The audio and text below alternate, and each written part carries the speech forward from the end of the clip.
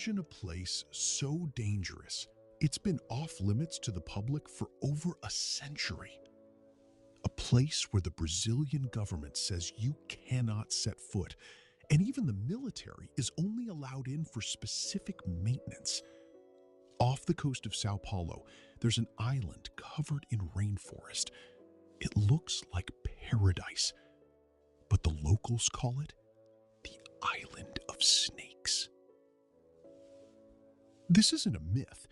Ilha da Queimada Grande is home to thousands of golden lancehead vipers, a species found nowhere else on Earth. Their venom is so potent it can dissolve flesh and cause kidney failure. It's 5 times stronger than that of their mainland cousins.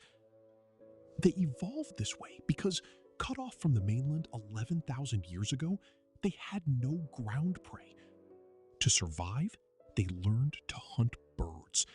They needed venom fast enough to kill a bird before it could fly away. You might think the danger is exaggerated, but consider this. Scientists estimate there is roughly 1 snake for every square meter of forest. The last known human residents were a lighthouse keeper and his family. Local legend says they died after snakes slithered through their window.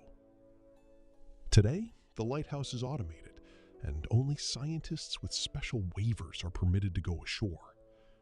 Even then, the journey is a gamble.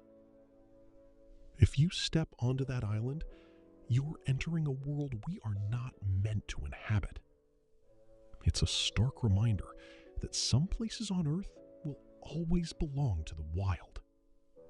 And perhaps the most terrifying part of Snake Island isn't just the venomous inhabitants, but the question: what happens to these snakes as they face extinction?